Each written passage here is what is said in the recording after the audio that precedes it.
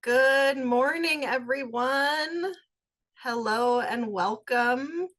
You are here for our fourth Integrated Practice CANS, IP CANS, and Child and Family Teaming, CFT, Fidelity webinar. Thank you all so much for joining us. We are thrilled to have you here on this Thursday that I think feels like either a Tuesday or a Friday, depending on who you talk to. These midweek holidays, I think, are always a little kind of challenging for folks. It throws us off of our typical routine, but we are so grateful to have you here with us. As you join, if you want to take a moment to just share a little bit about who you are in the chat, that would be fantastic. We would love to know who's joining us. If you would like to share your name, county or organization, role, what your connection is to child and family teaming and CANS practice, that's fantastic to know. We will be here from 10 to 12 this morning. We have an amazing group of folks scheduled to present. My name is Emma Black. I'm an academic coordinator and child welfare workforce development manager with the UC Davis Northern Training Academy. I have been our consistent host for these webinars, and I will also be presenting in today's webinar along with Joanne Pritchard, who is a Northern Academy child welfare specialist. Joanne, do you want to come off mute real quick and say hi? Sure. Good morning, everyone. Nice to see everyone at our webinar this morning. As Emma said, I'm Joanne Pritchard with Northern Academy.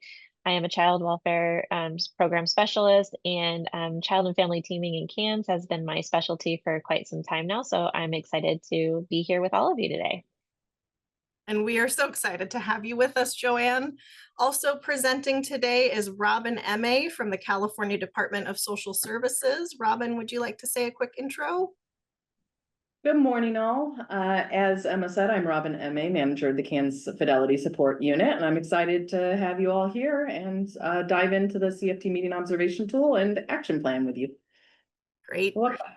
We also have a special guest joining us today, and we will allow her to introduce herself shortly, but Cassidy Cook with Youth from Change will be one of our featured presenters talking today about her experience with the CFT meeting observation tool. That is the focus of today's webinar, the CFT meeting observation tool, as well as the CFT meeting summary and action plan. We have been talking a lot in the webinars up until today about the other fidelity requirements related to data entry and the county practice and improvement plan.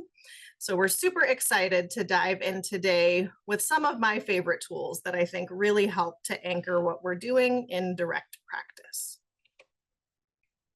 And this is what we're going to be doing today, sharing a little bit about who's in the room, welcoming you all.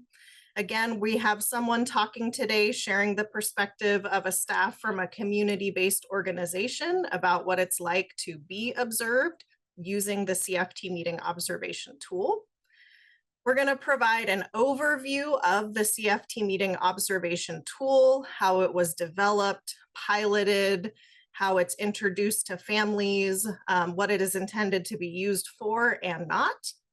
We'll take a quick break after that. Then we'll move into the CFT meeting action plan and summary. We will wrap up with some questions and answers, and we will also do our typical closing, feedback questions, and sharing information about some upcoming opportunities. Reminder that today's meeting is scheduled, it's structured as a webinar. And with a webinar, we have limited interaction with the audience. Folks cannot unmute themselves or turn their cameras on. However, you are welcome to use the chat to post something. You can chat with each other through the open chat, or you can directly message us as the panelists. We do also encourage you to ask any questions that you may have using the Q&A feature. The Q&A feature really helps us to keep track of the questions that have been asked and answered. If you have a question that's shared into the chat, we will try our best to keep track of it and uplift it. But again, that Q&A feature is by far the best way to make sure that your question is seen. My partner Sahar has shared a link in the chat where you can find the materials for today's webinar, and we will also share additional materials shortly, such as the CDSS IP CANS Fidelity webpage, where you can find lots of information about all of the Fidelity tools that we will be discussing today and throughout the series. All right, so to get us started this morning, we would love to get a little bit of input from you all. So if you can use your phone to open that QR code that you're seeing on the screen, or there should be a link shared in the chat shortly for Mentimeter. So if you can either click the link in the chat or scan that QR code, or you can go to menti.com, code 58866959. That will get you onto our Mentimeter, where we're going to work together to create a beautiful word cloud. So it looks like we've got quite a few people joining us. Thank you so much. I'm going to advance to the next slide. So the question is, a quality child and family team meeting, or CFT meeting, looks, sounds, and feels like.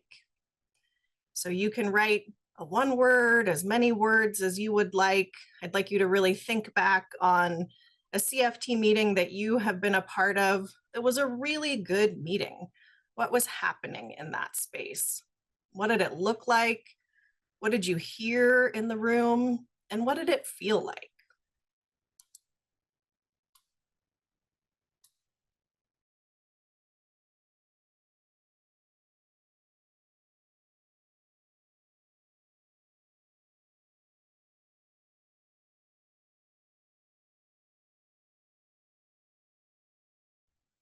So many words coming in through the chat, seeing that collaboration and collaborative are strong themes.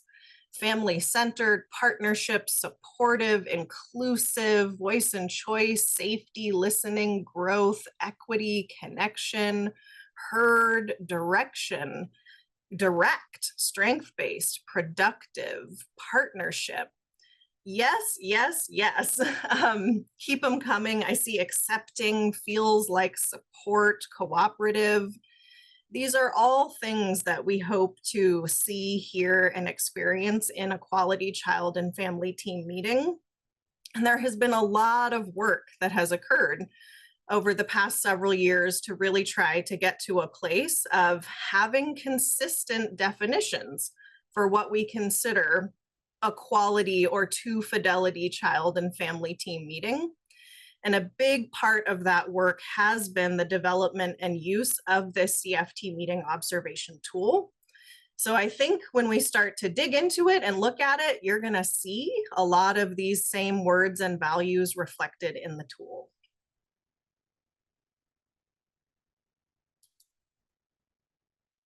All right, so we're going to move next into having someone who's going to talk about their experience with use of the CFT meeting observation tool and having a meeting that they facilitated using the tool. So I'm going to stop sharing so that we can see her beautiful face and welcome Cassidy Cook to our webinar. Well, hello. Thank you so much for having me and asking me to be on here. I appreciate it so much. My name's Cassidy Cook. I am a child and family team meeting facilitator with Youth for Change. Youth for Change is a very diverse nonprofit in Northern California. We've been serving our community for over 30 years and been facilitating meetings since 2004. I began my facilitation journey, excuse me, actually working in drug and alcohol treatment. So I was pretty comfortable with group facilitation and then moved into a child and family team meeting facilitation in 2023.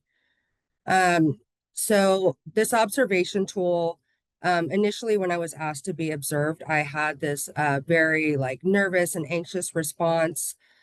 Somebody's going to be in my meeting. I think that's a very human thing. Someone's going to be there and they're going to be watching me and I don't want to mess up. That was my first response. But then I got a copy of the observation tool and kind of looked at it and saw what areas they would be, that we would be looking at. And I felt this really I don't know, excited to be able to, um, practice those skills that maybe I needed to sharpen, so that way I can be a better assistance to the families that I'm doing meetings for. So the tool it was very simple, and the whole process was painless, very painless. The folks at UC Davis and CDSS have been, really a joy to work with, and just felt very supported and seen, and in the work that we're doing as facilitators.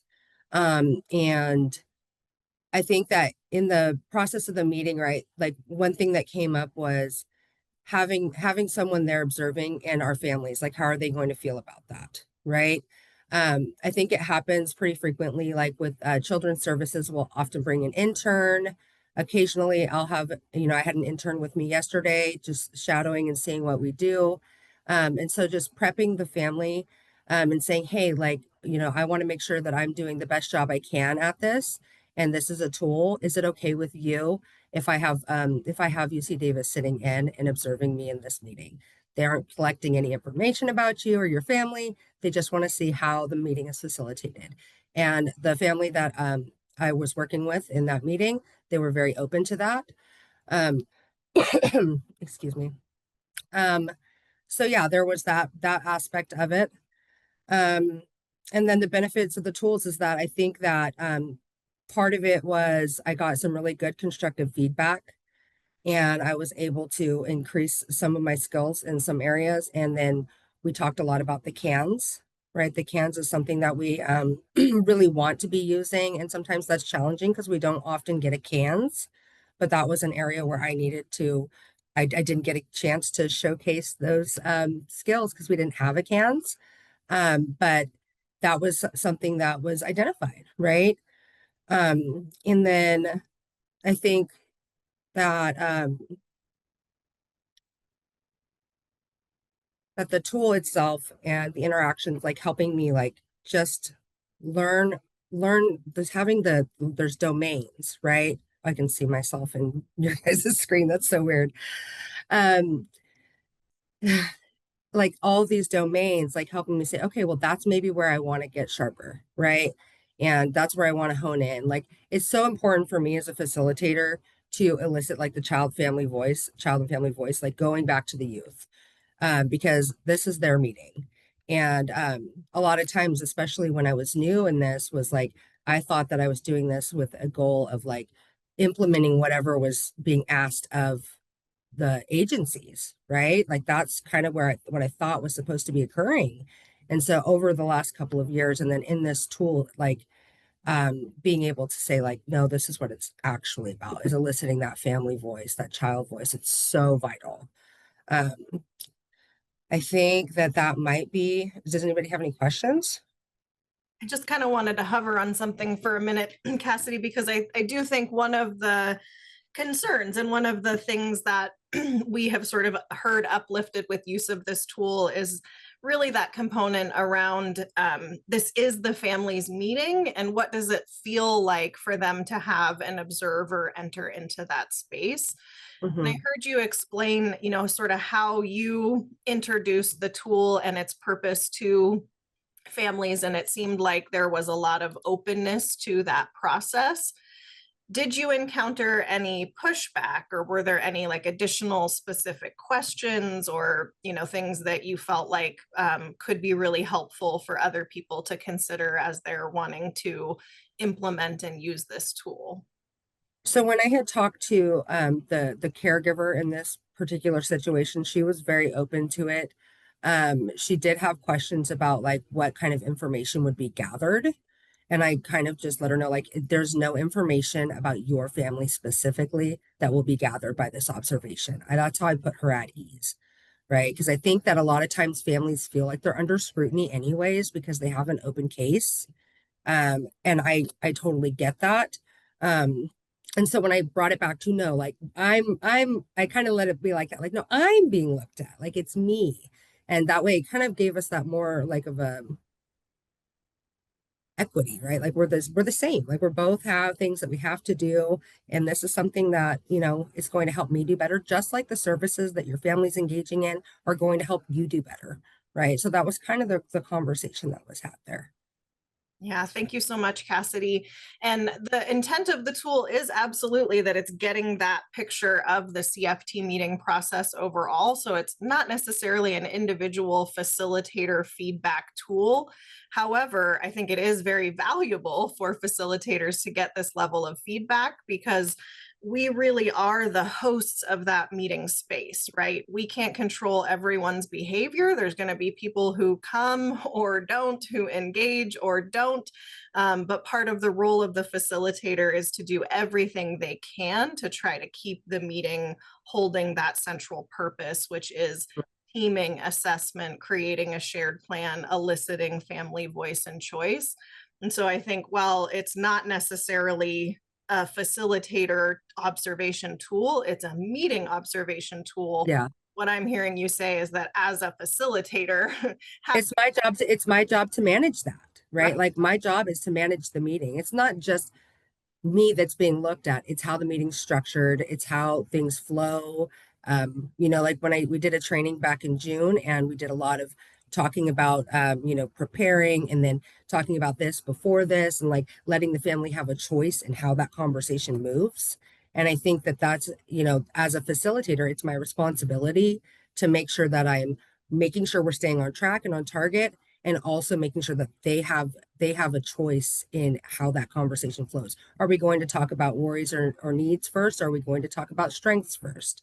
Are we jumping right into the cans? Like, because that's something that we need to be doing.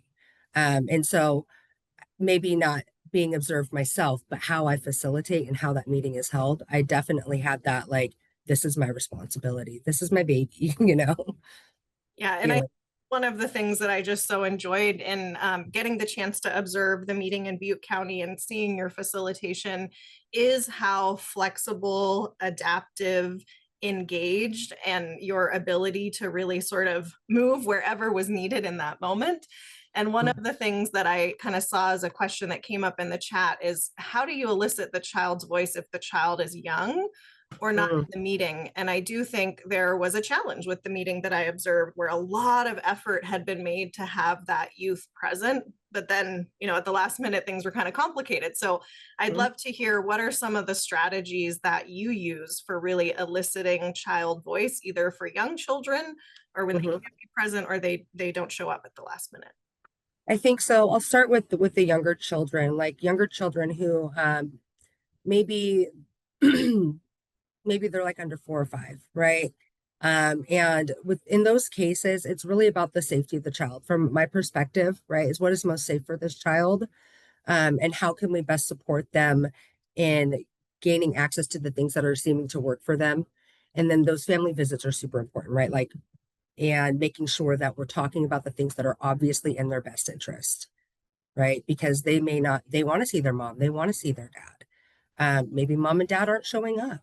How can we help support them through that? Maybe mom and dad are showing up greatly. How can we, make sure they're getting more of that? So just being really open to looking at what is the best interest of the child from all perspectives, right? Mom and dad have a voice there. They know their family best. They know their children best. Caregivers, resource parents who spend a lot of time with these children. They know what these children need. Therapists, other support people, daycare workers, people who see these littler people know what, and you can collaborate. That's what the collaboration's all about. Like, do you agree that this is what's best for the child? No? Okay, how can we get to a place of consensus where we think that this is best for a child? When it gets to be with the older children, where they have a voice, they know what they want. Um, I was thinking about this like with my child, right? Sometimes he wants things that are really unreasonable. He wants unreasonable things that are just, they're kind of out there in left field. It's not, I mean, it could happen, but I mean, it's going to take a lot of work to make it happen. But that's where like brainstorming comes into play, right? So it's really important to have that like flexibility and like just be open to considering it, just willing to consider it, take it in, and then see how you can get a child to compromise a little bit. And then in the meeting we had a youth, right? A young teen who is kind of all over the place, right? And he leaves when he wants to, he comes in when he wants to, and we got him on the phone. And he was 150 miles away on the phone. And we had a conversation and we elicited his voice as best as we could, right? I asked him at one point, we were having a conversation about what his needs were. And then I could tell that he was kind of distracted. He had some people with him. And I said, are you in a good place to continue having this conversation? Right. And he said, no. Right. And so I said, okay, we can stop talking about that then. Right. And so just being flexible and asking questions, asking loads of questions has been really helpful for me.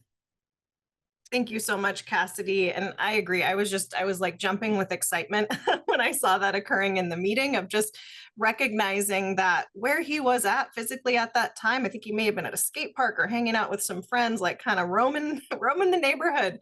Maybe not the best time to dig into this deeper conversation about some behavioral health and other needs. And I just really valued and appreciated. To me, it was really obvious that there was a strong connection across the team with him and his caregivers as individual people. And it felt to me like the kind of CFT meeting that a youth would want to return to, right? Like there was a lot of centering him and at the same time letting him be a young person who's at the skate park with his friends right now. So just phenomenal work, Cassidy. We are going to move on in the interest of time, but Cassidy is with us throughout the day today. So if y'all have any practice related questions, I encourage you to share them in the chat. You can direct message Cassidy through the panelist link, and we might return to her in a little bit for some more questions. Let's give our claps and heart emojis to Cassidy. Thank you so much, Cassidy.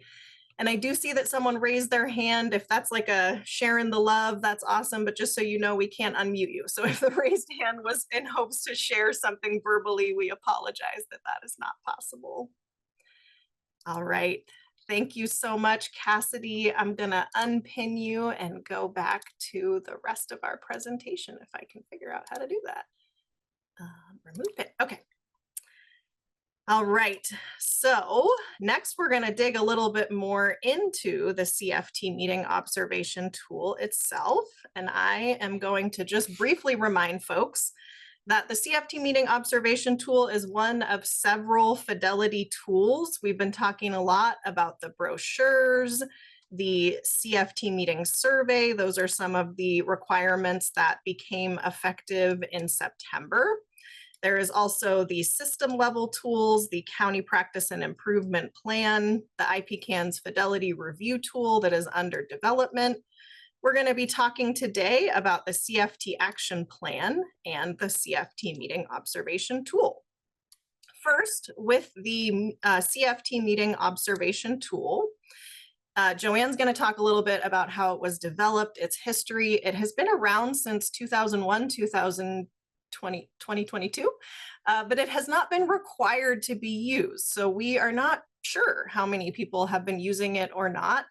The requirement for its use will begin in April of 2026. That's when the implementation of the CFT meeting observation tool will be required as part of the fidelity requirements. And we'll talk a bit more in a moment about what that will look like. All right, Joanne. All right, thanks, Emma.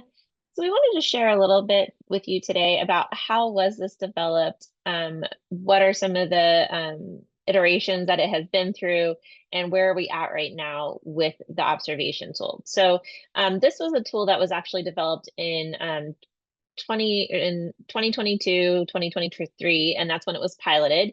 And its development included several work groups, including the CFT curriculum subcommittee, which included partners from CDSS, CalSWEC, and RTAs, LA County and other partners, probation, behavioral health, parent partners, others. So we had a large group of folks who are participating in this, and all members of the CFT and CANS implementation team, and which means that the counties were also represented, other agencies who participate.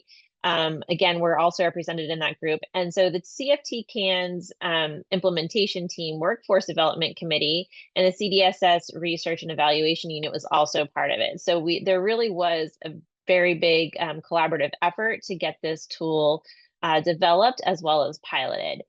And so we also based on some of the feedback that had been received, we made some changes in 24-25 in consultation with CQI and Fidelity statewide work group, as well as CDSS and in the Institute for Population Health. And so the latest updated version was finalized just this past July and it's now posted on the CDSS Fidelity webpage, and it's included in the ACL 2554. And so the way that this has looked is that in 2022 and 2023, we did have this piloted. We also provided information that could be used to assess current, so we use the information from these observation tools in a couple different ways. And so the idea was that this information could be used to assess current status or progress of CFT implementation. So this was information that was useful for counties. It was also intended to guide the work of the CFT implementation and leadership teams to know what we needed to focus on, identify workforce development and organizational support needs. So if there were any gaps in knowledge or training, that we would be able to address those, and as well as evaluating the quality in the adherence to expected CFT and IP CANS practice. And so that's really where the CPIP is coming in as well, is really looking to fidelity to the CANS and CFT process. So we can go to the next slide. All right. And so the intention of this tool is to capture just really a snapshot of the experience of the meeting as a whole. So this is not intended to look at any one person within the meeting, but really how is the child and family team functioning to complete this meeting and get to an outcome.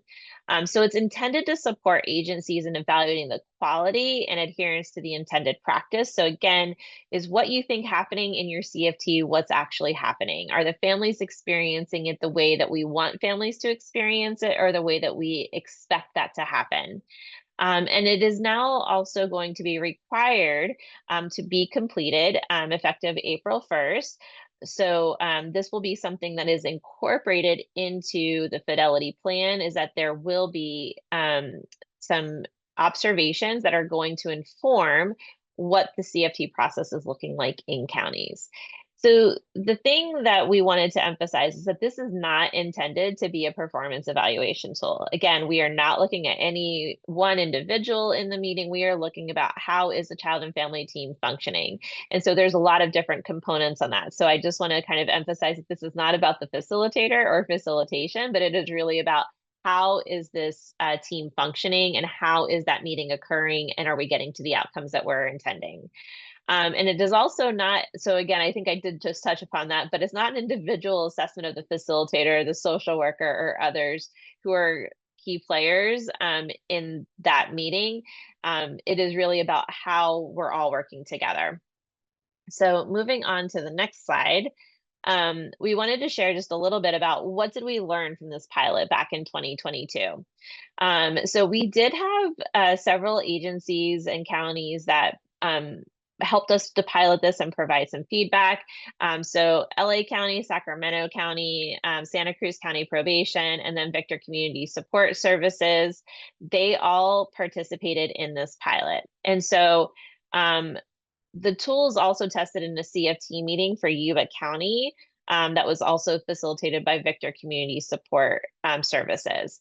And so all of the participants in this pilot attended a 2-hour overview of the CFT meeting observation tool purpose, the use, and the definitions, which we're going to talk about here in a little bit.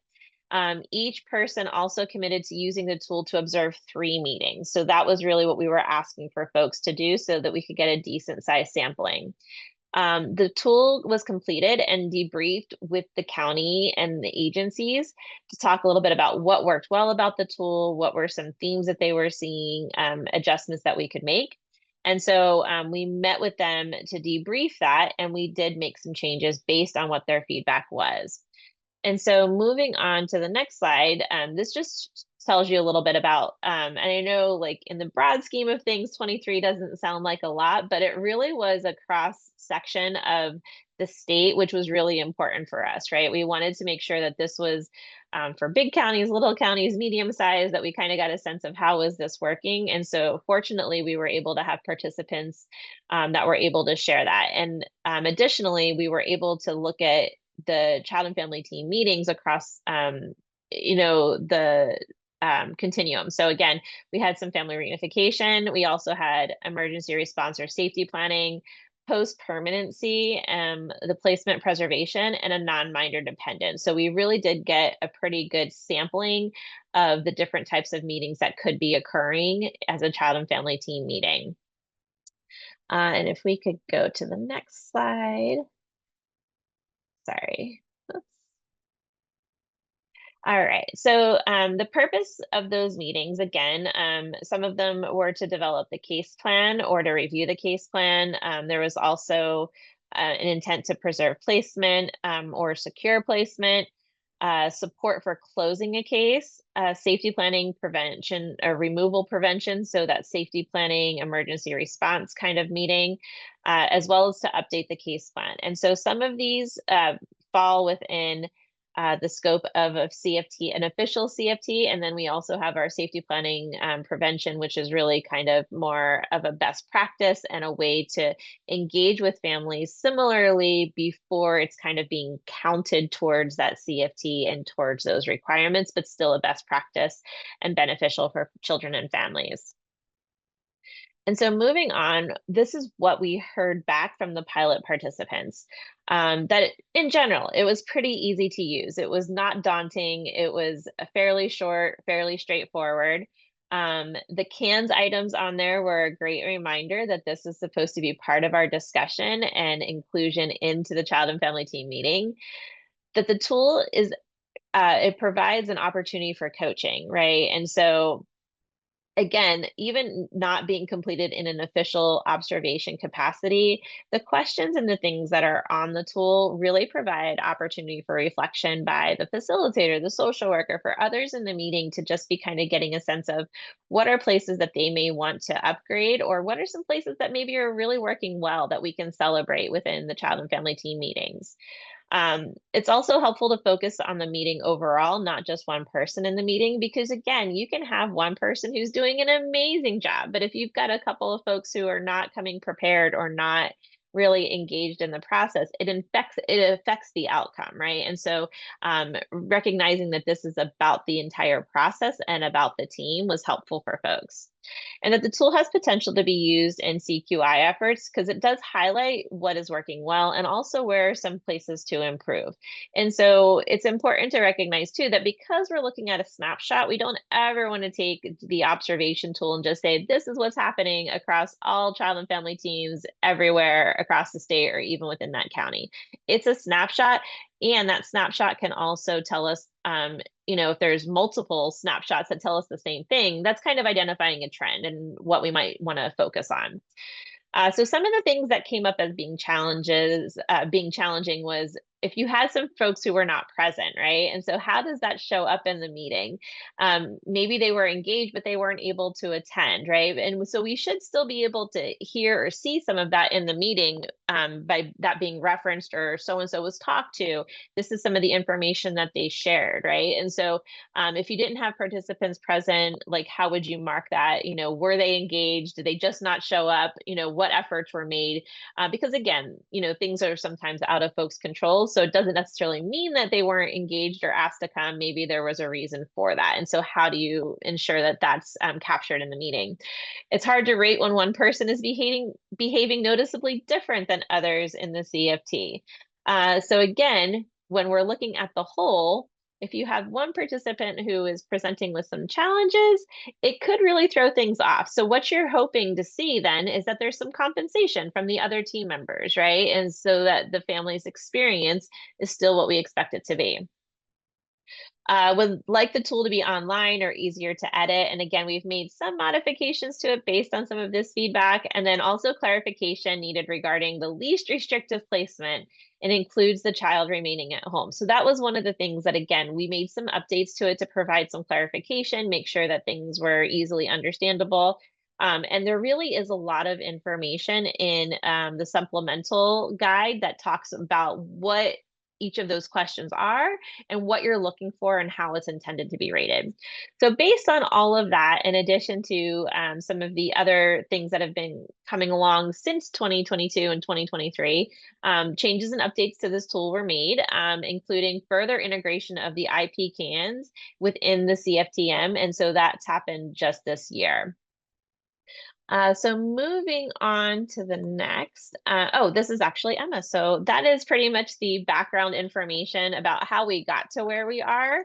And Emma is going to talk a little bit more about the tool itself and then also the supplemental guide that goes along with it to help inform it. Thank you so much, Joanne. And I just have to say that this feels like such an exciting full circle moment because Joanne and I had the pleasure of working together on this tool when she was with a different training academy back when we were developing it and piloting it in 2021, 22. So it just feels so cool and exciting that we're now working together both at the Northern Academy, continuing to champion the importance of quality CFT practice. Because I think what we heard over and over again when we did the statewide listening and discussion sessions was that the quality of the meeting itself is crucial, and the ability for the facilitator to really sort of manage the process guides the quality of the meeting. So we hope that that is reflected in this tool. I should say the CFT meeting facilitator and the key participants, which child welfare social workers, caseworkers, probation officers, behavioral health representatives, supervisors, please, we hope you're in the meeting, right? Like your behavior and the way that you show up and engage makes a difference. So I just want to real quickly show you the tool, and then I'm going to go into a little bit more detail. This is the Word or PDF version of the tool, the updated tool, which has been posted to the CDSS website. It's fully remediated. We highly recommend that you download it to use it. These are fields where you can type in, and some of these are a drop-down menu. So for example, for ICWA, you can choose, yes, it applies. They have Native American ancestry. It does not apply. An ICWA determination is in progress or not asked, which I sure hope that is not the selection that you pick, because that is not following the spirit of ICWA. And then again, some of these, this first question is a yes or no question, and we had a lot of conversation about should that be a yes or no question, but it really is a requirement that all required CFT members are there or their input and feedback is brought into the meeting. So if you select no, you would then pick this drop-down menu and select which role or roles were not present. It then moves on to 19 questions that you can respond to through scaling between strongly disagree to strongly agree. For example, discussion occurred regarding how to expand or utilize the child, youth, parents, and families network of natural supports. So as the meeting observer, you would then select your response based on what you observed. And if you select strongly disagree or disagree, there is a space below where you should write why. What did you see occur or not occur in the meeting that led to that lower rating? And there's also space to talk about specific strengths observed in the meeting process. And a little bit later, I'm going to show you a supplemental information tool that helps you to understand what is stated here, gives you some examples of when you might rate something a strength or that it did not occur. But that is the basic function of the tool itself. So I'm going to briefly go back to screen sharing my PowerPoint. And I'm guessing that one of my amazing partners has put that link in the chat to where you can find the tool itself. All right, So the CFT meeting observation tool is intended to occur within a process. We should never just show up to a CFT meeting planning to observe the meeting. There needs to be work done ahead of time to prepare the facilitator, the caseworker, and the family. This is also true of a child and family team meeting. We should never just show up and have a CFT meeting. We teach over and over again in training that the CFT process is grounded in what happens before, during, and after. The preparation with the facilitator and the caseworker for that individual child, youth, and family is the way that we ensure that everyone is aware of what will be happening and that we have gotten the consent of the family for this observation to occur. I think Cassidy did such a great job earlier talking about what that looks like in practice to seek consent. In my experience, families are typically rather willing for this observation to occur. They want to know that the meetings that they are a part of are being done well, that the right things are discussed, that we're moving in the right direction.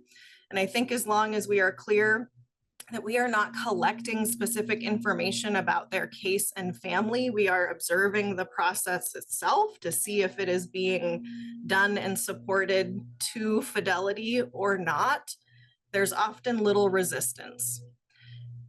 In the actual meeting itself, in the room or in the Zoom, the observer should share their name, organization, and role, and reconfirm consent and participation. It is often hard to have every single team member consent in advance of the meeting. And sometimes you're coming into that meeting without absolute certainty that everyone is aware and in agreement with the observation occurring. So introducing yourself, sharing what you are doing, what the process looks like, and just reconfirming that it is okay for everyone to have you participate in the meeting is a phenomenal way of getting into that space with the right value and intent. We state in our guidance that if the meeting is virtual, you should turn your camera off. However, in recent observations, we have had family members and facilitators request that we keep our cameras on. I think that's totally okay. It's part of role modeling good behavior in a virtual meeting, right? To have your camera on, to be, present. However, your role is not to participate in the child and family team meeting. So if you are keeping your camera on, you're not also responding to questions, answering things in the chat. It takes a lot of focus to fill out the observation tool and to provide the kind of feedback that is most helpful. But I do think that's another great question to ask. Also really important if you're in person, is it okay if where would you like me to sit? Letting them know that you would likely be taking some notes on this document, all of those kinds of things to create some more comfort with you being in the room. The other crucial part of this process is debriefing. So it's very difficult to be able to accurately answer all of these questions just based on what you see within the meeting. Sometimes it's very obvious if, for example, this is a case where the child has Indian ancestry and is part of a tribe. Sometimes you can't tell that just by showing up to the meeting. So there are several questions where that debriefing, having an opportunity to share what you have observed and to get feedback from the caseworker and or facilitator really helps to feel confident that your ratings are correct.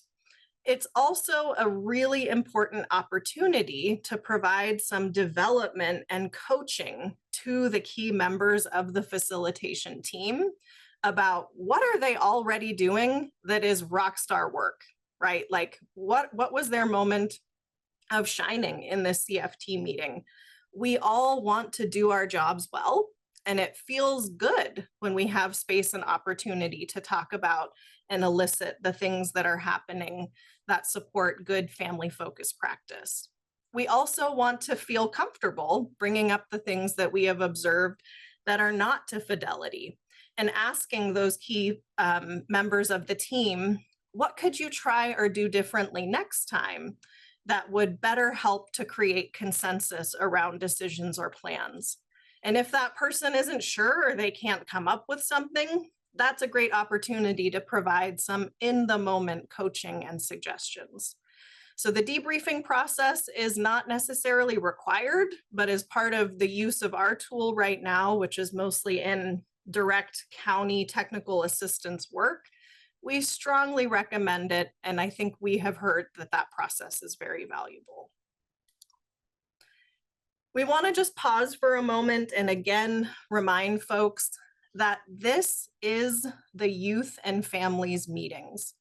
The observation should never be unplanned or occur without their permission. We should not be just showing up to observe. That's very disruptive, and it's a violation of their right to informed consent.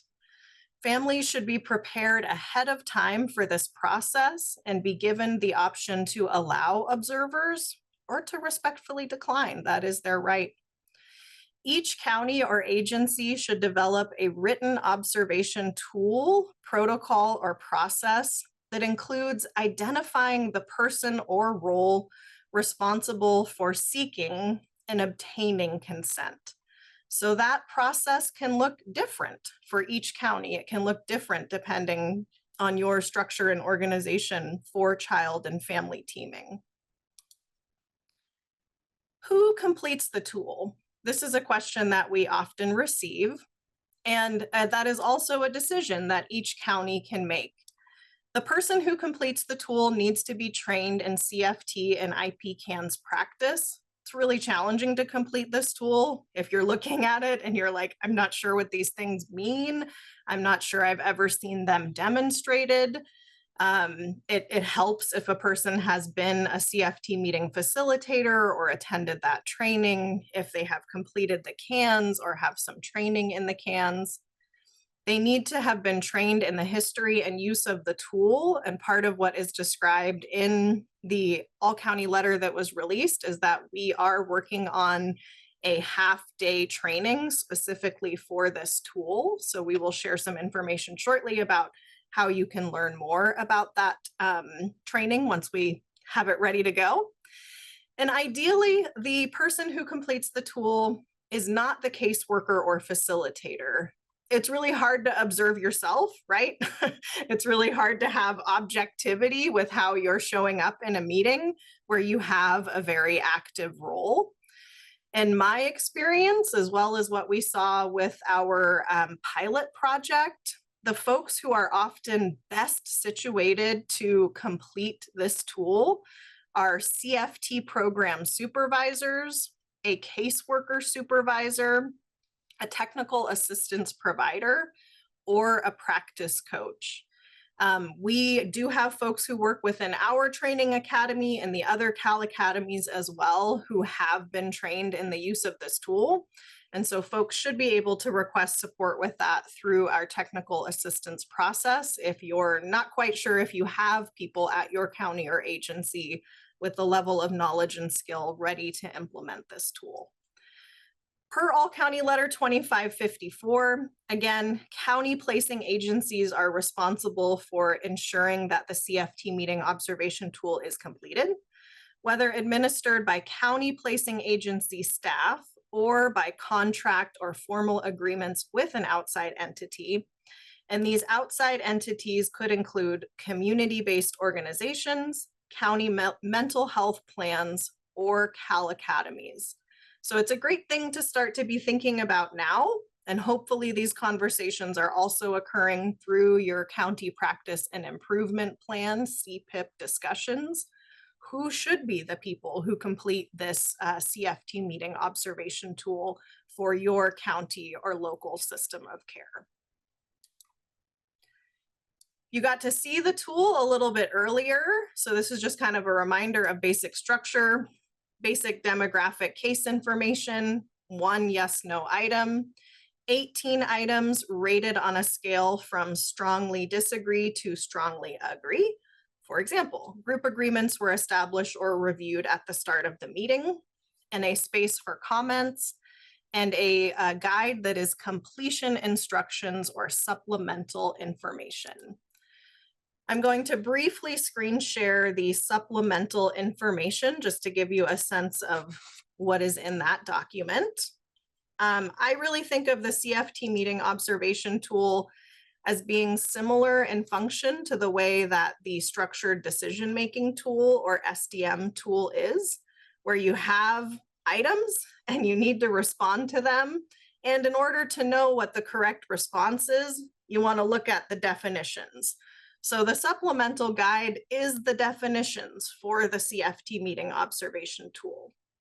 It has an introduction, talks about the CFT meeting, why we identify a single child on the tool, how to prepare, how to seek consent, how to do the debrief.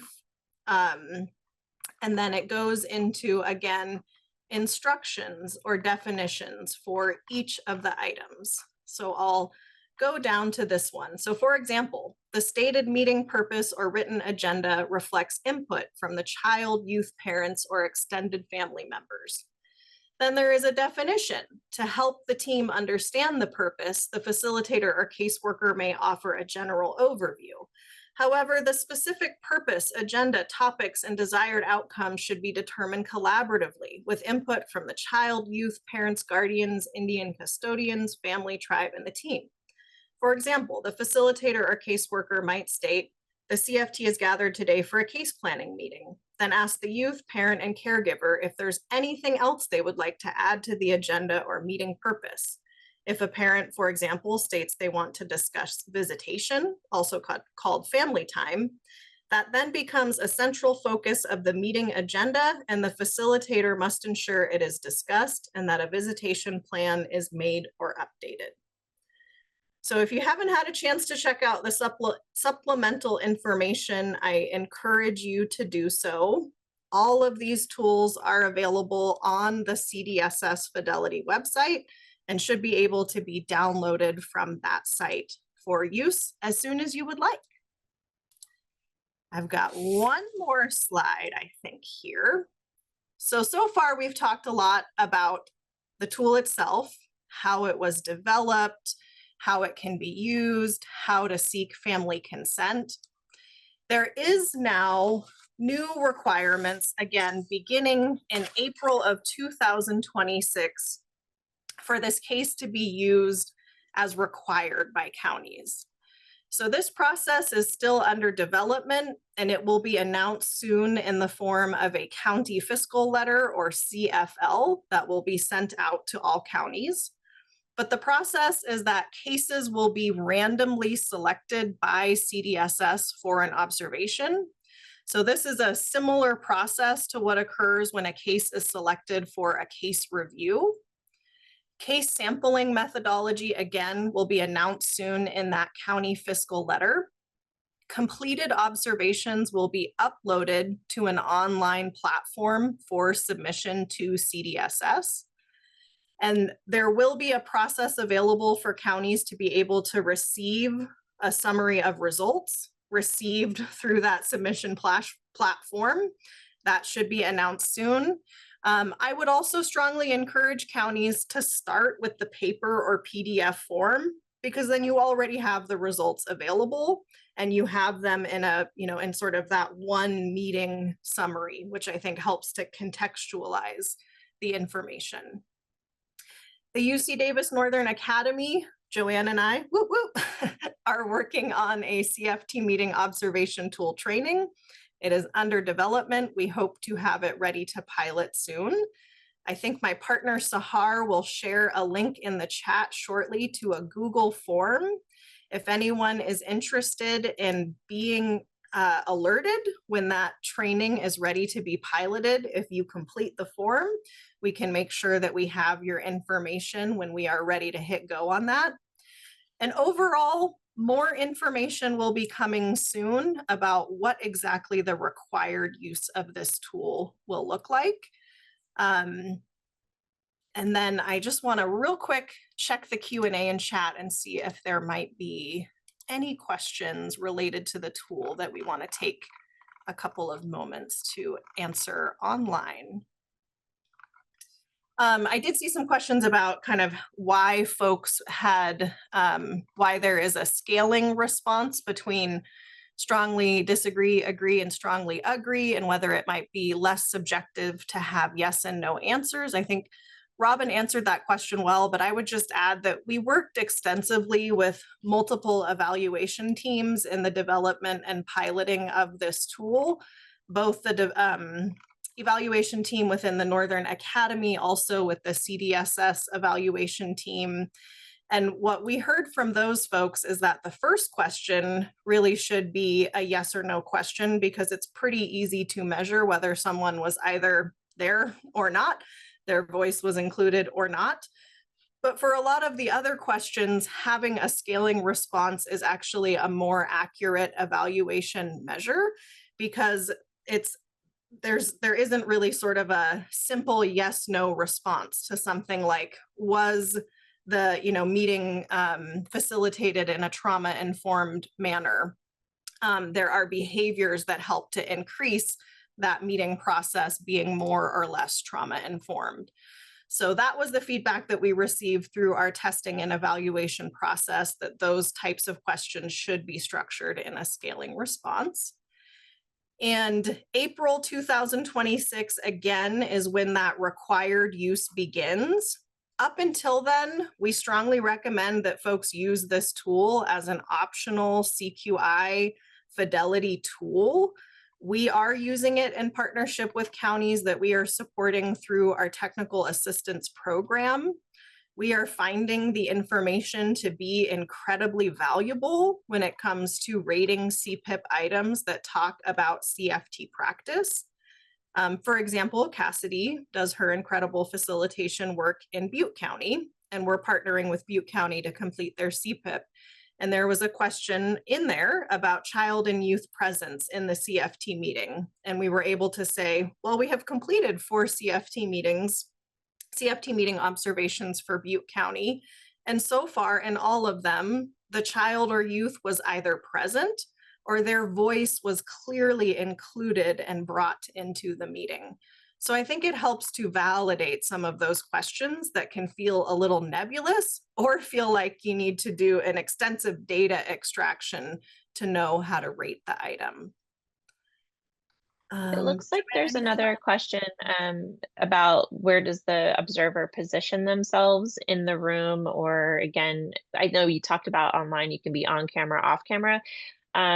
In the room, it's probably best to sit outside of the circle because you are not part of the team, you're really an observer. And again, because you're going to be taking notes or making some comments, it's would be really best practice to make sure that the family sees what that form is ahead of time, that they know that that's what you're maybe making notes about, because otherwise it could feel a little daunting to have someone kind of sitting in the back writing some things down. So again, sharing that information with the family, showing them the form, and then again, not being part of the meeting because you are sitting back and observing and you are not a participant. You are a quiet observer, a fly on the wall. You are not in any way sharing information in that meeting. Yeah, thank you so much. Such an important thing to uplift. And I did hear some questions or feedback around, could there be supplemental information developed, any tools perhaps for families? I am flagging all of this for our development queue and could perhaps be things that we bring into the training development. And then I just want to hover for a moment around who is the right person to complete the observation. I really think that that is a decision that will need to be made by each county or agency. I think if you work with a contractor for CFT meeting facilitation, most likely that contracted agency is going to be best situated to be the folks who are trained in the tool and who are administering the tool. But again, it shouldn't necessarily be the facilitator themselves. So it might be the supervisor of the facilitator or the manager of the facilitator program, someone who has the capacity to come to the meeting in that observer role. If you do not, if CFT facilitation is an internal role, again, I strongly think that the CFT program supervisor or the caseworker supervisor are best situated to be the ones to use the tool. It's really helpful if it can be a person who might already be in the meeting, who's maybe a little bit known to that family, but we don't want them to be taking an active decision-making role in that meeting. If you're stuck and you're not sure who this person might be, or you feel like this is something that you would want to seek some outside support with, here at the Northern Academy, we really kind of are obsessed with this tool and we really love using it. It gives us a great reason to be in the room and in the Zooms with families and incredible practitioners like Cassidy. It gives us a way to see what is happening and how this practice is evolving. So if you are just feeling kind of stuck about who could be the person to complete the tool in the interim, we are happy to provide that service for you. And we know that our partners with other Cal Academies are also able to provide that level of support.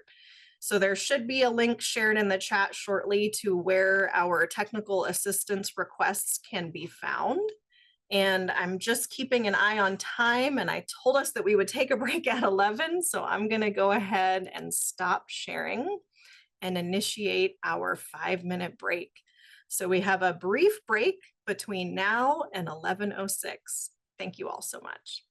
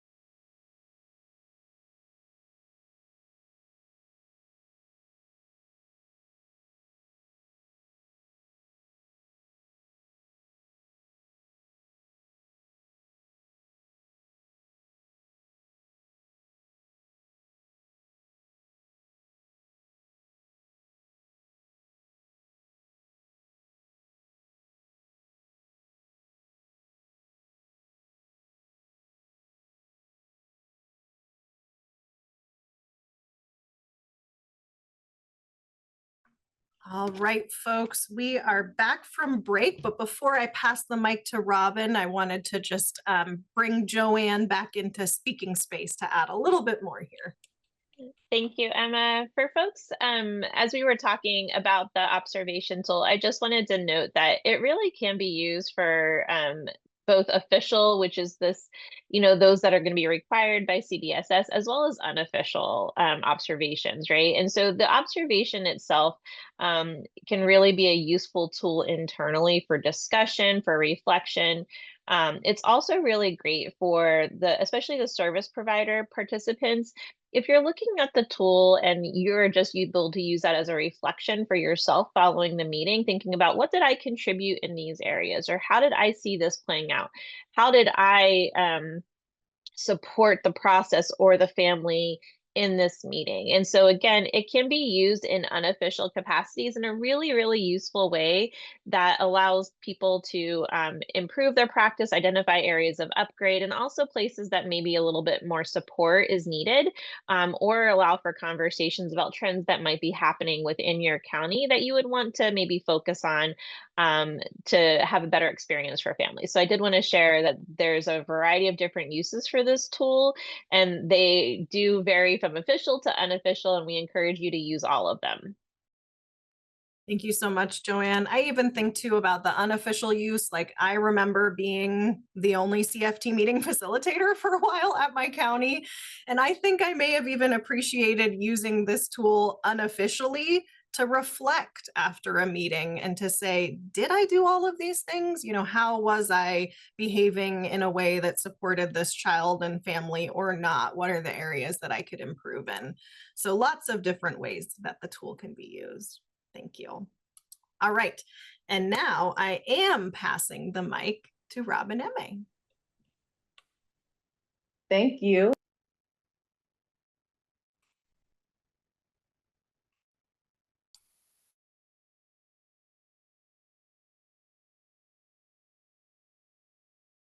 Robin, we can't hear you. Sorry. Oh, it's not on. Oh, thank you. Sorry about that. Can you hear me now?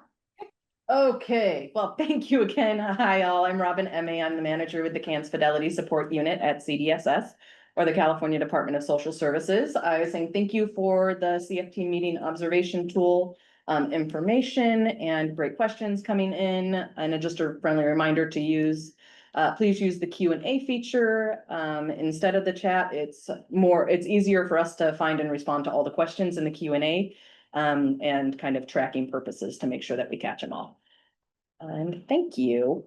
So I'm going to start talking to you all about the CFT action plan, also called the CFT meeting summary and action plan. As you can see in the slide, we have a phased-in approach for all of the fidelity tools. And for the CFT action plan, it's actually phased to begin in January 2026. So January 1st, 2026. And we can go to the next slide. I'll talk more about that. Again, this action plan, it'll be used within all CFT meetings starting after January 6th. And I'm going to be walking through the action plan options that are available, timing expectations, completion and review, and the guidance on some of the documentation, privacy, and that data entry piece. The form is really designed to document the key elements of the child and family team meeting, including the integrated practice and child and adolescents needs and strengths tool, or the IP CANS. It also includes information on attendance, discussions of strengths and needs, placement considerations, action steps, and has a lot of great information in there. We can go to the next slide that kind of highlights some of that. As you can see, like I said, the action plan has information to capture those kind of demographics, who's the meeting about and who is present at the meeting, participant information. It also includes information on group agreements. And like I said, the IP CANS, the integrated practice, child and adolescents needs and strengths tool. It has a section in there to really dive into the strengths, needs, and disagreements and discussions. There's also information in the action plan that speaks to placement and permanency considerations that may have been discussed, and a section for those action steps, the actual plan, including who's responsible for those action steps and by when. So the timelines. There's also an additional information in here for the short-term residential therapeutic program information. That's generally for use during the qualified individual process. There's also an additional page that's to capture information that may not be captured within this plan itself.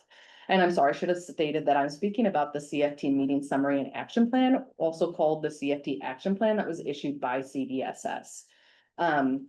Those are kind of those main sections within the tool itself. There's also guidelines and instructions included.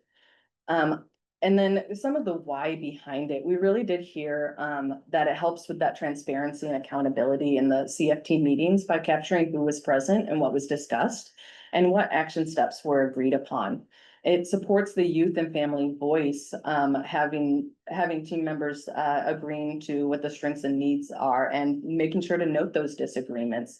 It also promotes the consistency in documentation and practice across counties and placing agencies by using a shared form. We also helps link the IP cans with the different action steps and the plans so that the identified needs are able to be prioritized within the team and addressed with those kind of concrete tasks or deliverables. It also helps with the coordination around placement, education, the ICWA requirements, permanency and transition planning. So there's a number of different things that really can be captured within the tool itself. And I'll talk a little bit about kind of how we got there as well on the next slide. Thank you. So again, this is a little bit about the context behind the CFT action plan. The CDSS CFT meeting summary and action plan was developed and vetted by the statewide CFT and CANS implementation team back in around 2020. It was then released in an all county letter 21-113, or it might have been 114, apologies, that spoke to the purposes where it could be used for the qualified individual. We then re-released the CFT action plan within the all county letter 2273 that spoke to some of those CFT meeting requirements and the confidentiality as well. So it's been released in a couple different guidance, but hasn't been a requirement. It's just been available for use. However, as stated, it'll be required beginning January 1st, but there is some flexibility on what action plan is used. And I'm going to be talking about that as well.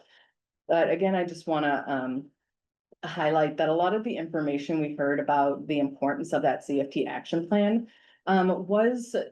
was heard when we had our listening discussion sessions back in the end of 2024 and early 2025. We heard the need for the CFT action plan for our engagement and planning efforts. It helps to provide that, again, that strong linkage between it helps with meaningful collaboration, making the linkage between the IP cans and the CFT meetings, and helping connect the actual plan and steps to those identified needs. It helps capture the youth and families' voice and also even the tribal perspectives to ensure that they're captured and highlighted throughout. It also providing a standardized plan that helps support that transparency and accountability, and also some monitoring between the team itself. Having the who, what, when, why, and by when kind of stuff, or by whom is important and helps kind of with moving those tasks and deliverables forward. And then finally, linking the plan to the CFT process and the different tools helps with support the fidelity and providing that high quality practice. And so it's not really just paperwork. It's capturing what happened at the meeting. It's articulating the shared vision of the team. It's the commitment to these action steps. It's clear documentation that the CFT meeting occurred and there were agreements or disagreements and there's a plan on moving forward. It helps kind of gather all of that information and provide it in a succinct place that then can be reviewed and provided to those on the team and the juvenile courts. So it helps kind of share that responsibility as well. And we can go to the next slide. So I'm going to give a brief overview of the requirement in general, and then the next slide kind of talks about some of the flexibility and the timing of that.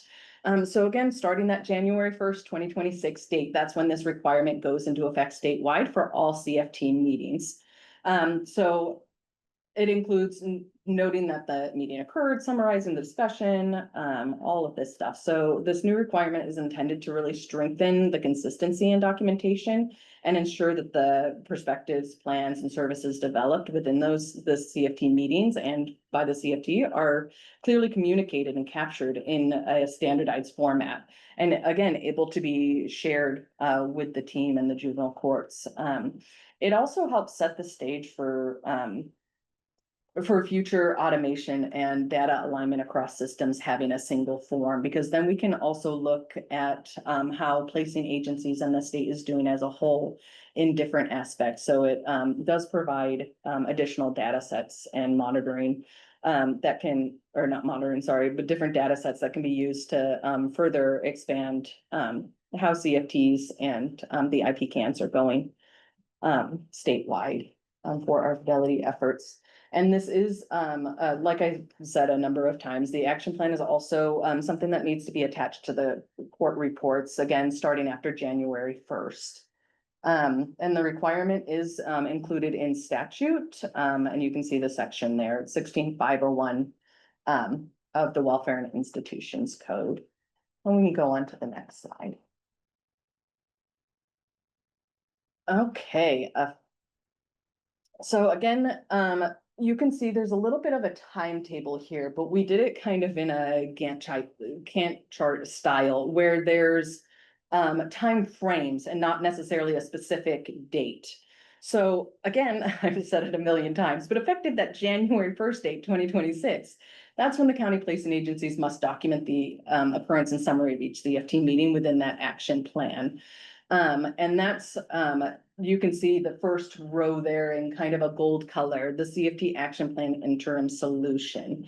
And that's what I'm going to kind of be discussing a bit here. Because there's some flexibility in what form is able to be used. And you can kind of see more information on the interim solution below the table as well. So again, so effective January 1st for that interim solution, county placing agencies can, oops, Johnny, can I get your battery? You, apologies, I just got a low battery on my laptop, so I'm just gonna plug in quickly.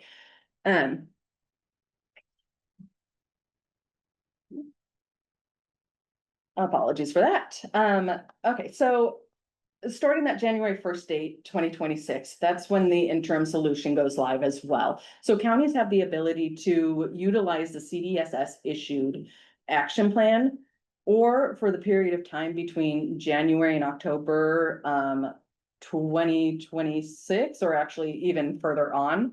As you can see, it's a to be determined date. Placing agencies will be able to utilize their own CFT action plan or a locally developed action plan if they've been using one already as well during that time frame.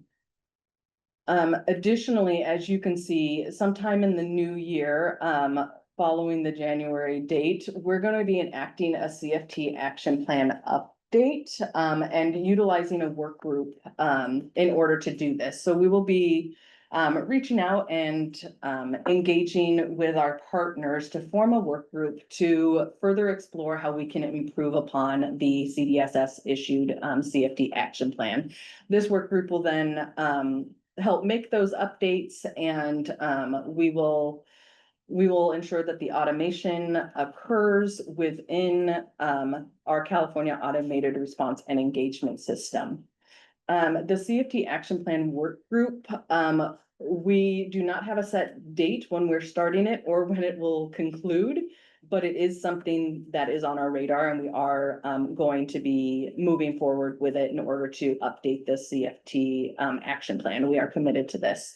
And as you can see, additionally in the, I think it's a teal kind of color of CFT Action Plan version 1. So starting in October 2026, our California Automated Response and Engagement System, or CARES, is the new computer system that'll be replacing CWS CMS, or the Child Welfare Services Case Management System, as the system that's used for child welfare and also juvenile probation agencies. And we will have version 1, so the current version that I discussed earlier of those key places, sections available within the CARES system. So that'll be available and automated in October 2026. Again, as we know, we'll be updating the current version. So as it goes live, we still will be updating our new version, and then we will get that new version within CARES as well. Unfortunately, we are unable to make any edits to our current version at this time because of the CARES build. Because of the timeframes and when we needed to submit things, we are unable to make any additional edits. So version 1 will be going live in CARES again, October 2026. With the intention of a version 2 becoming available after we finalize it within that work group. So again, with the automation of version 2, the CFT action plan, when the automation of version 2 of the CFT action plan is available, that's when placing agencies will be required to use the CDSS issued CFT action plan. So that'll be, again, with version 2. Version 1, there is flexibility. Placing agencies may use version 1, or they may use what they have already developed locally.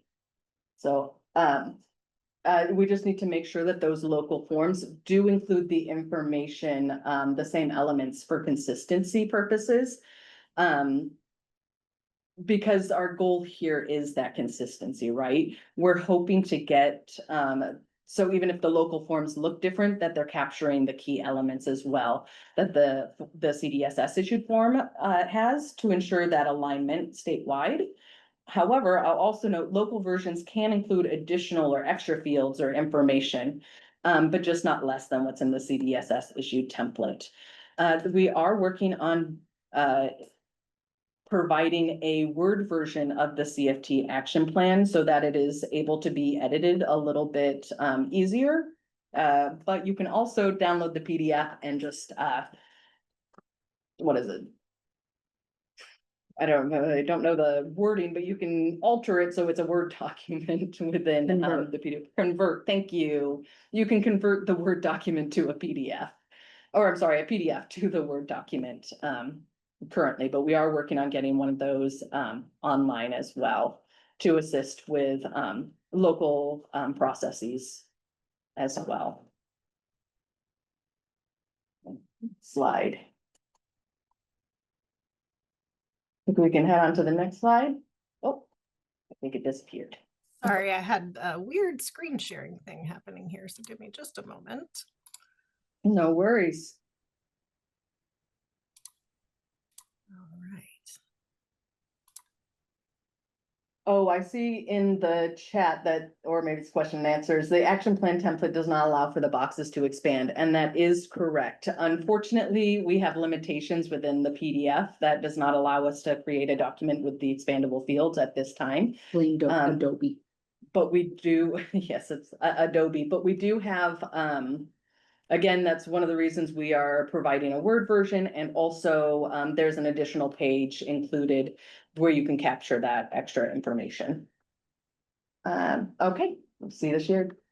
Thank you. Okay, so I'm going to dive into a little bit of the action plan completion kind of expectations. So the action plan completion, it's designed to be completed during the meeting whenever possible.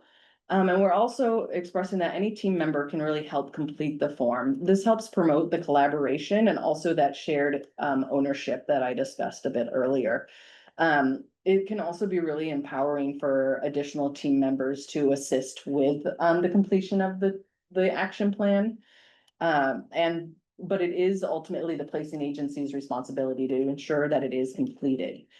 And again, when we're discussing having another person on the team complete the CFT action plan, it should be something that's discussed and the member would like to do and is provided some direction on doing it. But I know prior to coming to CDSS, personally, I was a county social worker and I've participated in many a child and family team and utilized action plans and safety plans. And always, I found the benefit of having additional team members utilizing the tool as well and being the ones to complete it, because they have, it's a sense of empowerment for them and they feel like they have a role and importance and really feel like their voice is being heard when they're the ones that are capturing the notes and things like that.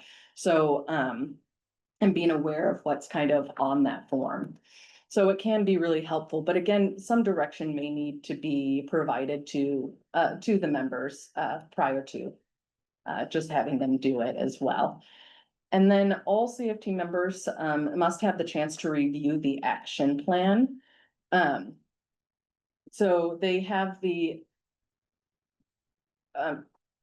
so for all team members to review the action plan, it should be especially the youth, family, and tribe.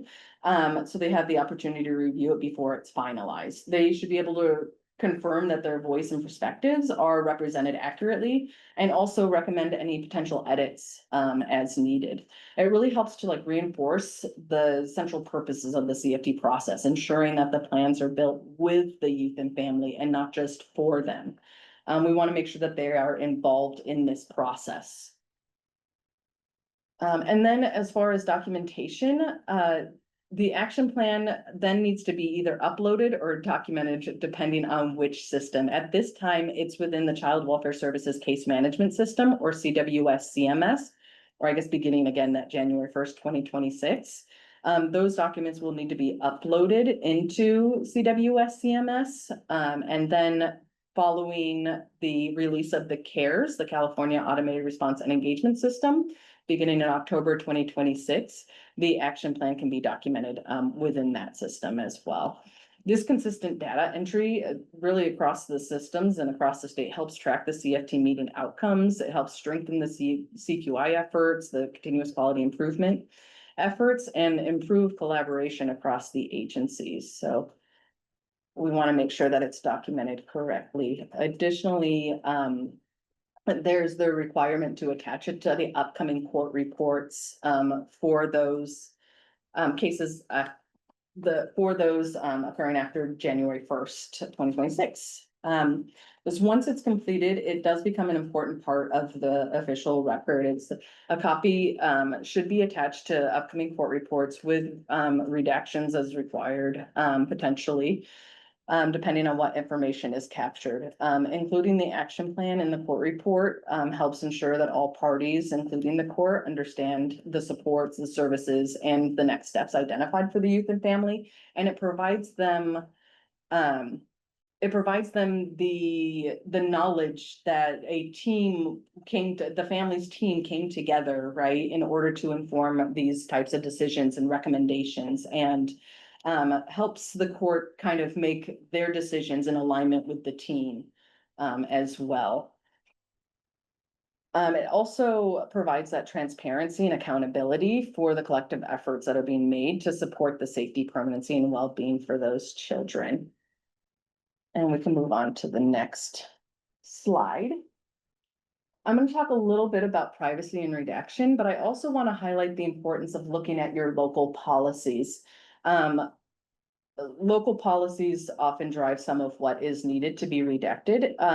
But this slide we wanted to highlight because of the critical importance of confidentiality and privacy. CDSS did issue guidance in All County Letter 2273 that does remain in new effect and applies to the new action plan process. This is the guidance that I mentioned earlier and did actually include the action plan in that guidance. Also, the information shared in the CFT meeting is subject to these confidentiality protections. And especially with like mental health, reproductive and sexual health, and substance use treatment, potentially depending on the words used or how the information is captured, prior to sharing, not generally, not necessarily with the court, but when we're talking about sharing with the entire team, and I should be more specific there, when we're looking at sharing with the entire team as well, the court's able to have more information than the entire team, right? We want to make sure that, that we're removing anything that maybe not the entire team needs to have on their action plan. And making sure that we're honoring the requests and respecting the requests from youth and families to withhold any sensitive topics whenever possible. There are some things like substance use where there are more laws and rules kind of governing it. But there are also aspects where a youth or a parent may just not want that information included, and that we should respect that when all possible as well. And then also, a good rule of thumb or a good guidance is that when certain information is being disclosed to protect the health and safety, general language should be used to protect privacy to the fullest extent possible. So kind of using that general language sometimes can be helpful rather than including all of the direct specifics to avoid some of the redactions needed. And then future collaboration. Again, looking ahead, the CDSS is going to continue to collaborate with the counties, tribes, providers, youth, families, and all of you to help refine and strengthen this action plan tool. The intent is really to ensure that the tool supports the meaningful and effective CFTs that drive real action and positive outcomes for these youth and families that we're all working with. And the ongoing engagement that we'll have with you all will help shape the improvements to ensure that the process is both practical in practice and helpful in practice and impactful for those families. Again, unfortunately, we're unable to make any changes to the current version immediately due to the build within the California Automated Response and Engagement System. But we do encourage local versions to be developed in the interim or the use of our CDSS issued version 1. You can feel free to tweak that as well until we have a version 2 that is out and required of everyone.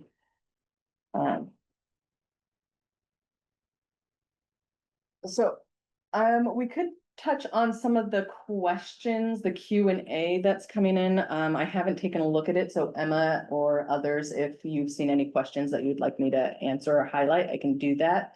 And then I can also speak to our next slide, including that technical assistance areas, because that's something if folks are having a difficult time with the CFT action plan or CFT meeting observation tool and would like assistance in how to enact it, on how to potentially tweak it for your purposes, you can always submit a technical assistance request through our online portal.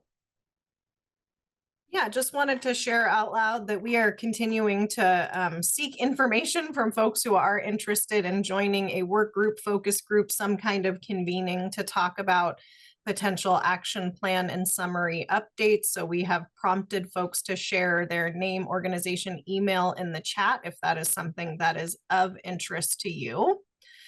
There seem to be a lot of questions around, there's a lot happening in CFT meetings and some counties are documenting a lot more than what is included in the current version of the action plan. And I think I just wanted to provide what I often explain around this. The CFT meeting action plan and summary is intended to be the summary and the plan. It's not capturing everything necessarily that was discussed or shared in the meeting. We strongly recommend that people use a charting process for the meeting itself, where you are mapping, you're documenting in the family's words, what's working well, what are worries, needs. You're using a space to come up with brainstorming, and then you're developing a plan. That mapping shouldn't necessarily be shared with the entire team, submitted to the court. That might include information that is confidential, that should not be shared outside of the meeting because you're capturing the words that are used with the family and the team. But the action plan and summary is sort of the output of the meeting that summarizes what occurred, what was shared, and really captures the plan. So we're working on figuring out how to sort of develop this guidance more in our training. But I think that is something that I have found to be helpful to folks in terms of trying to condense what is sometimes included as direct documentation to the family. We are aware that some counties utilize scribes for meetings and that sometimes those scribes are verbatim typing or documenting everything that is shared in the meeting. Again, that can be a great practice to be able to see what is shared, but that level of information shouldn't necessarily be then shared out to the entire team or attached to a court report. Sharing that level of information can create some privacy and confidentiality challenges for that process. So we are hearing that some counties are currently utilizing this CFT meeting action plan or a version of their own. And I would love to just invite Cassidy to come back off mute if you're willing, Cassidy, just to talk a little bit more about the action plan that Youth for Change and Butte County are currently using and sort of what's your process for that action plan? Yeah, no problem. So we've been using an action plan for as long as I've been facilitating. And it's very useful in that, we can gather all these ideas and, we're talking about what's happening with the family. And basically how we're using it is we're pulling out what needs to happen and who needs to do it. And I find it super beneficial just to know. So when we're coming into our next meeting, okay, what are we following up on? Because we could get together and we could talk about so much that's happened, so much that we want to do. We want to make sure that things are being done and that everyone on the team knows what they're supposed to be doing. So yeah, we use, it looks similar to the form that you guys are working on right now. But basically how I use it is I kind of quickly state why we need to have the plan, and then who's going to do it and when. That's pretty much how I use it. Was there another part to that question? I'm sorry. No, I think that was it. And then just after you have that action plan written, what do you do with that information? Do you email it out to the key participants? Like what is then done with the action plan? So with the action plan, we end up sending out, we send out the notes to our team, and then the social worker will attach the action plan to their report. So that's what we're doing with it. Awesome. Thanks so much. So I think that also kind of answers this. We've seen some questions around like who completes it. Is it only required for use by the qualified individual? The current version of this action plan was developed around that qualified individual process. And part of the feedback that has been received is that there's a lot of information in the action plan that's related to the QI process that may not apply for all families. So hopefully with further updates, there's some editability to the action plan so you can take out some of the information that may not apply, because we do understand that that can create confusion. The CFT facilitator is responsible for a lot during a CFT meeting, so we do strongly recommend that if possible, it's helpful to have someone who's maybe not the facilitator, who's making sure that the action plan gets typed and completed. Some counties utilize social work assistants, scribes for that purpose. The caseworker could also take on responsibility for making sure that the action plan is completed.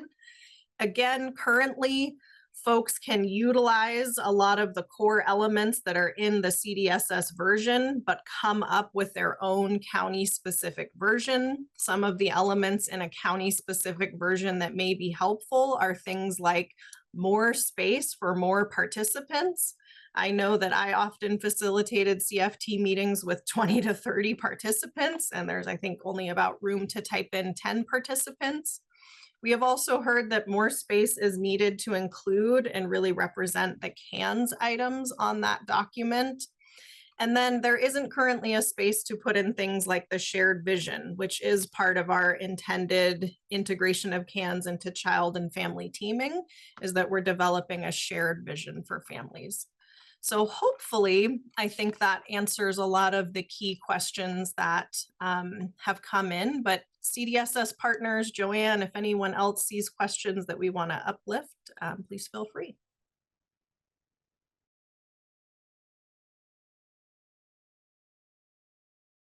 Yes, thank you. Oh, sorry, I unmuted on the wrong button. There are multiple people of us in the room today. I'm accompanied with my CFT and CANS support unit here.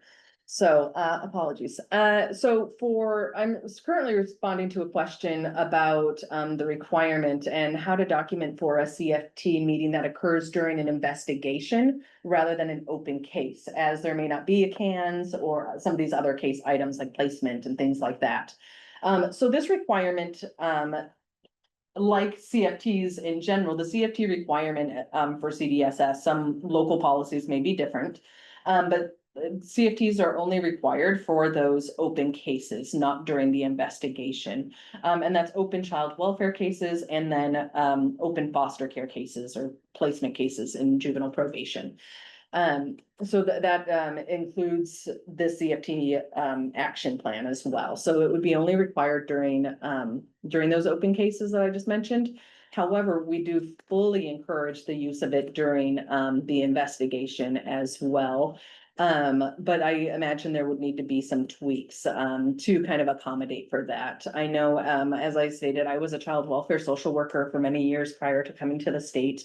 And I utilized action plans and safety plans frequently during investigations, which was primarily my role.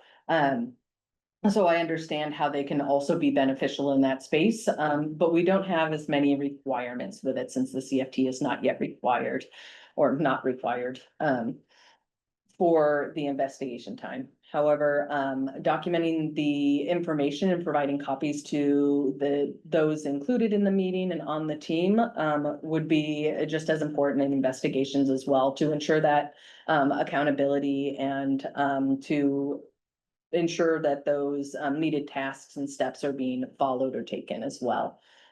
So it's definitely encouraged during the use of investigations, but it's not a requirement. And understand if there is a need to tweak the form to remove some of the stuff that isn't needed and maybe add in additional stuff that maybe would need to be highlighted more, such as any safety concerns.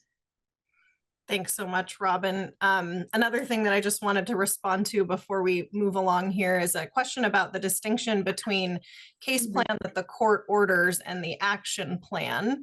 And can we have a plan that centers on what families are agreeing to more than what is ordered, where compliance becomes the measure of progress? And I think this is something that we have tried to answer really robustly in the integrating the CANS into CFT meetings and case planning training. But the key distinction that I see between the action plan and the case plan is the length of time that is measured or that you have to actuate on the plan. So the action plan is typically short term, and it is about who is going to do what right outside of this meeting and within the team to support the family. And it can include things that are very basic, like complete a referral to substance use disorder services, assist with arranging an assessment for developmental services, arrange for a outside of our typical schedule visitation to occur around the holidays. The case plan should be more behavioral in nature and is over the length of time of that case period, which is typically 6 months at a time. And that case plan does have to go before the court and be confirmed by the court if it's an open case through court or through the supervisory process for a non-court case. The CANs should be informing both plans. The CANs should be reflected in the action plan as well as the case plan. But again, there are different time frames for those plans. So what's happening in the action plan should also be integrated possibly into the case plan. But often the action plan is really specific. And ideally, we're checking back in on what was discussed and who on the team agreed to what in that action plan at the next CFT meeting, which could be as short as 30 days, 3 months, or 6 months. So I hope that provides a little bit of additional information about the difference between action plan, case plan. There are also often treatment plans when children and youth are subsequently served by behavioral health or substance use disorders programs. And again, those treatment plans tend to have a little bit of a longer scope and are looking at behavior and functioning.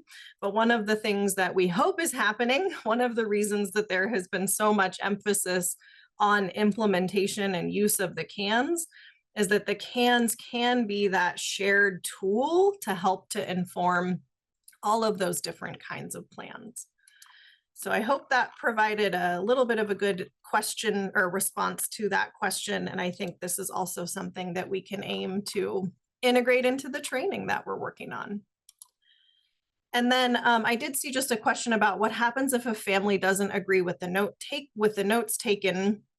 And we have seen issues arise from upset families who might feel like this information is going to be used in a way that damages their case. And I think this is a really great opportunity to be family responsive, right?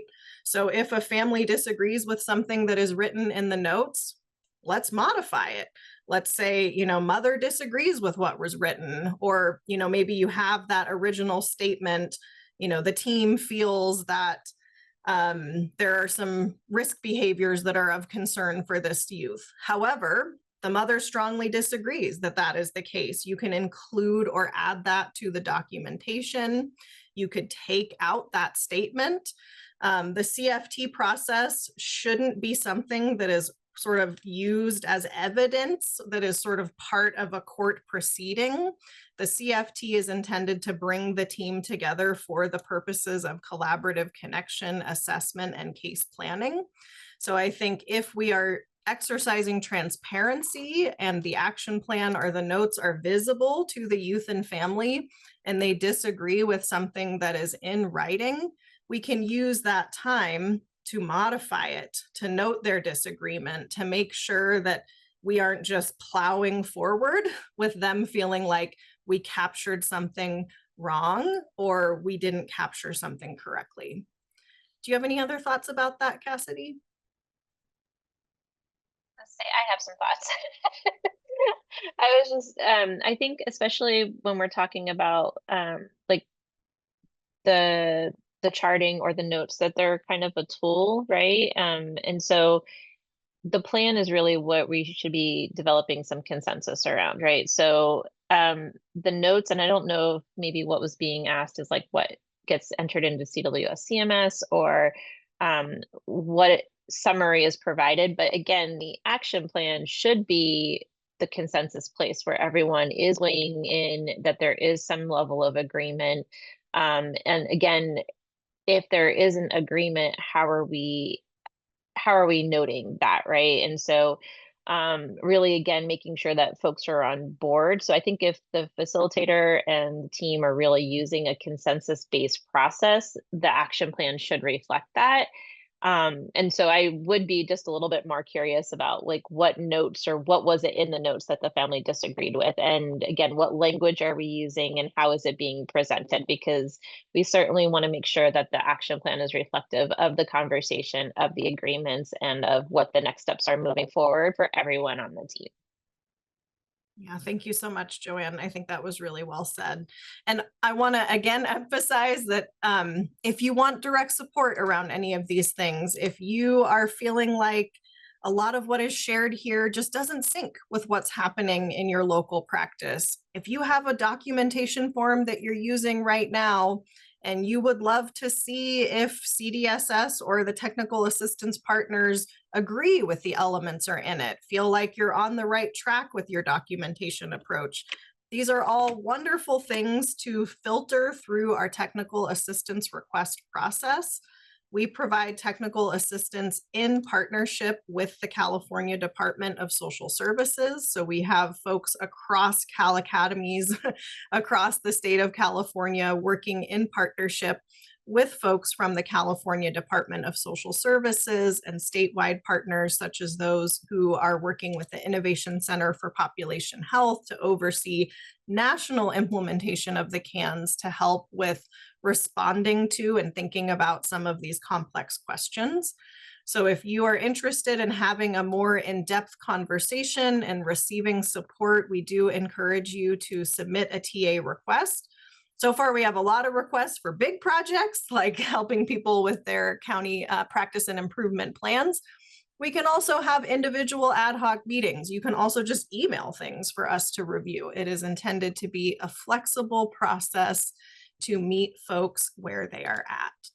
So that information has been shared in the chat. We would also like to plug that we have a learning community up and running for CPIP facilitators and TA providers, technical assistance providers. This is a newer process and effort, and so far we have found this space to be really helpful to talk about what folks are learning and experiencing when they are working in partnership with counties to support them in their journey towards fidelity. This meeting is now occurring from 12 to 1:30 on the last Monday of every month. If you are in a role of supporting fidelity work at your county agency, working in partnership with a Cal Academy training implementation program, we would love to have you join us. This is a great space to talk about the supportive fidelity work and to really be in community with others who are navigating a lot of new requirements together. So there is a flyer with this information in the materials link for today. And then I imagine that my brilliant partner, Sahar, may also be able to share that link in the chat. We are plugging right along here with our Fidelity webinar and Learning Lab series. So we have gotten through almost all of them. We have one more webinar remaining. We do have a Learning Lab coming up on Tuesday, November 18th, 11:30 to 1 on the topics that were covered today, the CFT meeting observation tool and the CFT meeting summary and action plan. The learning labs are really sort of a structured, high-level summary of the nuggets of information that were shared today, followed by more time for open questions and responses, as well as possible practice activities. So we would love to see you back at that learning lab. And we will be wrapping up this Fidelity webinar series with a final webinar on Wednesday, December 10th, 9 to 11. This one's going to be sort of our everything but the kitchen sink. What did we not cover so far? We are going to be inviting some partners from the CCR dashboard and safe measures to come and talk more about some of the data that we have briefly touched on and heard a lot of questions about. And we will also be considering other topics for that final webinar. We do also have a longer learning lab scheduled for Wednesday, December 17th. From 11 to 1. The County Practice and Improvement Plan initial due date is January 1st of 2026. So that could possibly be some working time if you are still working on your CPIPs or wanting some support with your CPIPs. This is a slide with lots of different resources and information. There is a PDF version of today's PowerPoint where you can click on each of these links. They have likely also been shared multiple times in the chat. We also encourage you to email CDSS if you have questions about CAN, CFT, coaching, technical assistance, or anything else that was shared in the webinar today. And I imagine that someone is going to share that email in the chat shortly. Finally, we would like to just say a huge thank you. Thank you so much to everyone who attended the webinar today. Don't log off quite yet because we have a couple of questions. Thank you to Joanne, to Robin, and to Cassidy for joining us today. Thank you to our CDSS partners who have been very busy answering questions through the Q&A feature. It looks like we have answered 43 questions and have a few more that they are working on answering. Hard work happening today. So just thank you all so much for your engagement and partnership. We would love to get some feedback from you all. We are really appreciative for everything that we have learned in this webinar process so far. So we would like you to again join our Mentimeter. You can use a smartphone to scan that QR code on the screen.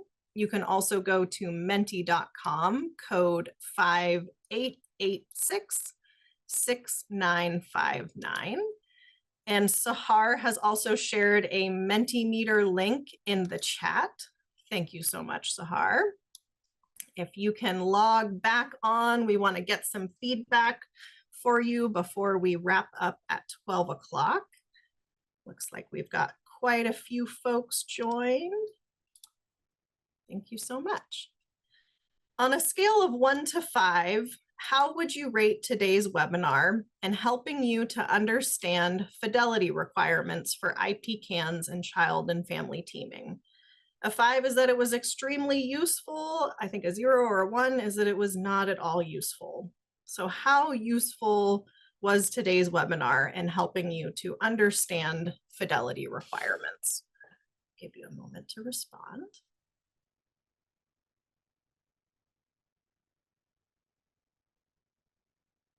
And again, a friendly reminder that if you have your hand raised, we unfortunately cannot unmute you, but if you haven't been able to share your question in the chat, please do, or use the Q&A. All right, awesome. Looks like folks found today's webinar to be useful. We would love to get a little bit of open-ended feedback. What aspect of today's webinar did you find most useful and why? This really helps us to know what we can continue to do, what we can bring into our last and final webinar.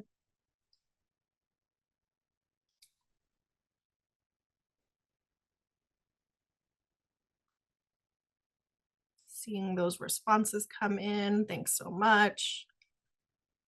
Looks like people just appreciated the forms, links, documents, better understanding around time frames, clarification on who is responsible for what, the audience interaction and participation, knowing that folks can still use their own forms for now, understanding more about the purpose of these different tools and forms, knowing when things go into effect, hearing some examples, experiences shared. People loved hearing from Cassidy with her real life experiences. See another heart and clap emoji for Cassidy. Thank you so much for joining us, Cassidy. You rock. All right. Please rate your increase in understanding of the following fidelity tools: the CFT meeting observation tool and the CFT meeting action plan and summary. So again, a 5 would be you had a significant increase in understanding, and I think it's a 0 or a 1 would be no increase at all. Same level of knowledge or understanding as when you started today's webinar.